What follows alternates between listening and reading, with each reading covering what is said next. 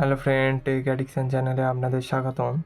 তো আজ আমরা দেখব এই ক্লাস ডি সিপিএ 3110 আইসি সম্বন্ধে এবং এই কমপ্লিট অডিও অ্যাম্প্লিফায়ার বোর্ডটির সম্বন্ধে আমরা জেনে নেব আজকের।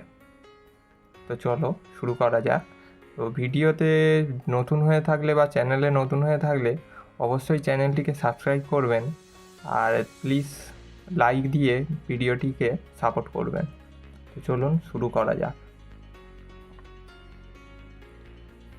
প্রথমে আমরা বোর্ডটির একটি ওভারভিউ দেখে নিই। তো বোর্ডটিতে কিছু দেখতে পাচ্ছেন, এসএমডি রেজিস্ট্যান্স ক্যাপাসিটার রয়েছে আর একটি এলইডি ইন্ডিকেটারও রয়েছে, পাওয়ার ইন্ডিকেটার। যখন আপনারা পাওয়ার দেবেন এই ইন্ডিকেটারটি জ্বলে উঠবে।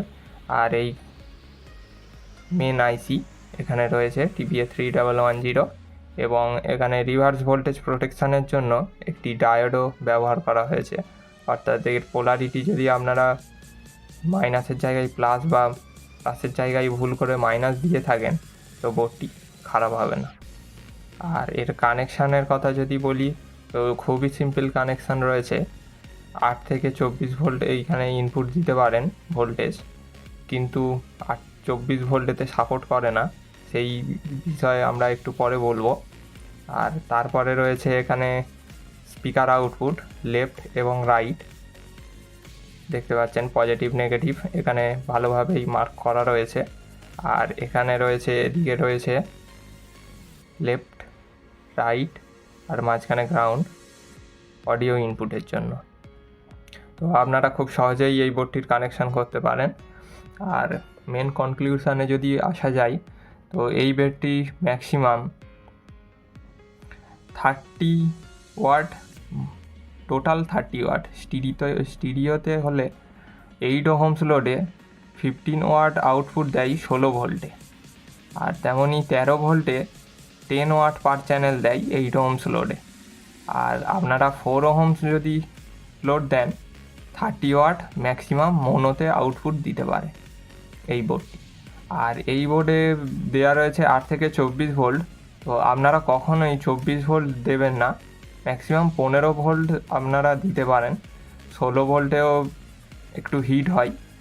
তো আমরা সবসময় জানি যে অডিও অ্যাম্প্লিফায়ার বোর্ডে যে কম বেশি প্রত্যেক বোর্ডেই হিট হয়। তো আপনারা যদি এই বোর্ডটিতে একটি ছোট্ট হিটসিঙ্ক লাগিয়ে দিতে পারেন তো বোর্ডটি খুব ভালো পারফর্ম করবে। তো আপনারা আমার সাজেশন অনুযায়ী এই বোর্ডটিতে ম্যাক্সিমাম আপনারা 15 ভোল্ট দিতে পারবেন। আর আদর্শ ভোল্টেজ যদি বলেন 12 ভোল্ট 2 অ্যাম্পিয়ার খুব সুন্দর আউটপুট দিয়ে থাকে এই বোর্ডটি। আর এই বোর্ডটিতে আপনারা এই রকম ধরনের ব্লুটুথ মডিউল প্যানেল দিয়েও অডিও ইনপুট দিতে পারেন। আর এই ব্লুটুথ প্যানেলটির আউটপুট খুবই সুন্দর।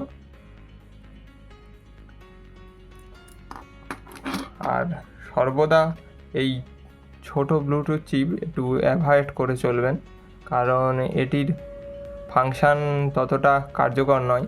ব্লুটুথ রেঞ্জ এবং কানেক্টিভিটি খুব কমজোরি থাকে এই ছোট্ট বোর্ডটিতে। তো আপনারা সবসময় বড় প্যানেল এবং এই অ্যাম্প্লিফায়ার বোর্ডটি ব্যবহার করতে পারেন আপনাদের যে কোনো অডিও সিস্টেমে। তো ভিডিওটি ভালো লাগে থাকলে অবশ্যই লাইক দেবেন। তো আজকের ভিডিও এই পর্যন্তই। আর নেক্সট ভিডিওতে খুব শীঘ্রই আসতে চলেছে, তো চ্যানেলটিকে সাপোর্ট করুন এবং সঙ্গে থাকুন।